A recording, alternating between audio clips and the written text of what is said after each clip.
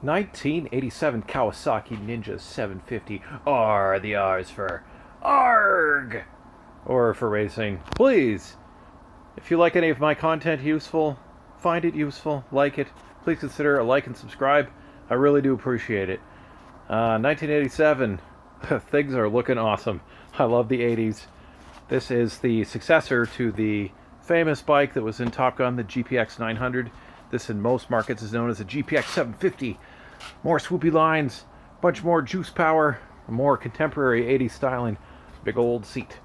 I've been in the market for a motorcycle for a while, and I have to do it on the cheap.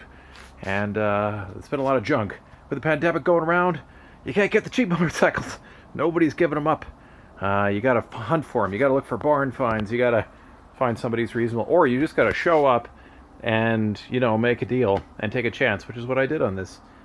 Because the pictures weren't great, the plastics aren't as good as I'd hoped, but it didn't run, which is always a chance. But motorcycles, I think they're less of a chance than buying like a car that doesn't run, like this headlightless Tucson. No, actually, it works pretty good. But let's go over a few things about the Ninja that I know, and let's talk about buying a cheap bike. So I had a 96 Katana before. It was a lovely bike. It was pretty fast. It was fast. It's funny because you read reviews on motorcycles and they're like, whoa, you know, 80 horsepower, you know, barely fast compared to a 200 horsepower, you know, BMW 1000. But like those bikes are insane. I mean, I've ridden fast stuff. I've been in lots of fast cars and fast dirt bikes. And, you know, most street bikes to me seem pretty fast. It doesn't really matter. You get 400, 500, 600.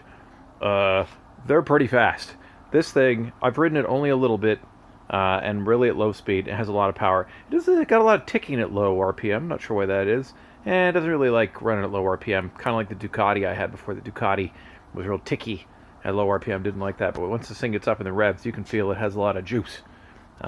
Really wide seat on this thing. Really wide and pretty comfortable. This thing has a pretty upright seating position, which is nice. The Katana had the clip-on, so the bars were a little bit low on it.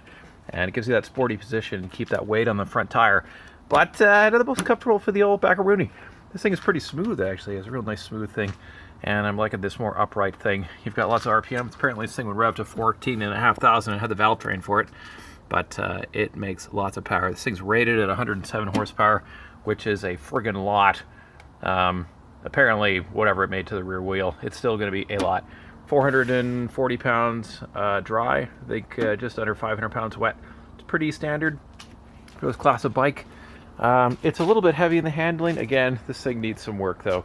I cleaned out the carbs. The pilot jets were all jammed, but getting them back in is a nightmare. They're not actually fully in yet. You have to squeeze it in between. You got rubbers here and you got rubbers on the back, and getting them in between it, there's no way to move the rear subframe or anything, so it's like so tight. I spent hours, and I mean hours, trying to get those rear boots on, and they are not still fully on. I don't know what to do. What's this crazy pulley in there, Alex? This is where the alternator goes. This thing has its own alternator. And there's a tiny little belt that goes from there up to the alternator. That's a $55 belt. They only made it for 3 years, but you know, a lot of charging capacity when you have a giant alternator. This is a brand new engine in 1987 with the idea of making it less wide, I believe. So when you have a big stator on there, which is what you do your normal charging on a motorcycle, it gets wide. So this way they jam this alternator in here. So I'm waiting for the belt. It was like 3 weeks to get it in. Yeah. The forks were leaking pretty bad, which is pretty standard. You need 4 seals anyways. It was leaking all over the front brakes, but they still work. The big issue is the cracks in these tires. They are really bad. I looked them up. They're an 01. This thing's from 01. So these things got to go. Interesting tire size. Got an 18 on the rear, 16 on the front. Standard size of motorcycles is 17. Every sport bike has pretty much been a 17 for 10,000 years, since the 90s. Or so your selection is pretty limited. They still make tires for these. They're in bias ply. Bias ply compared to radial. Radials are better. Bias ply is still apparently pretty good. And these are narrow rims. So the rims are a little narrow. You can't put as big a tire on it. It's got a 110 on the front. It's not actually that far off a normal one. But in the back, it's only got a 140. And there's a lot of talk about big fatty roadie tire versus a skinny tire. I had a 140 on the Katana. It hooked up pretty good. And the Katana was reasonably fast. So I like it's got factory pipes on it. I don't like loud motorcycles. This thing makes plenty of friggin' noise just as it is. So I just want to keep it stock and make it work again good. A word on buying cheap motorcycles. So we bought a '06 Ninja 650R, much more modern bike, EFI. They've been crashed in the front, and we had like an entire parts bike with it. With all that stuff, we thought this is a deal, right? No problem. We're gonna, get this thing together. But it nickel and dimed us. So it turns out a lot of bikes, when they crash, low side, high side, you can look up what that means. I didn't know either. The forks get bent and the rim gets bent. So this is very common. So we had to get forks for it and find a rim that's actually straight, and there's very few for sale because all the bikes crash in the front. Buying plastics, more money.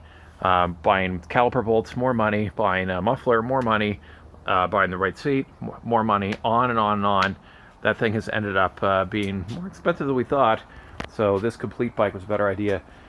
I had to bleed the clutch on it. The clutch was completely empty. These screws were like, I don't know, had never been off ever. I got one of those cool hammer things where you hammer the top, wham, and it like rotates the screw. And man, it really helped on this. It's important. I got some old quads too, and they really need the hammer treatment. I don't know. I think this thing looks friggin' awesome. Mostly all, newer bikes are pretty nice.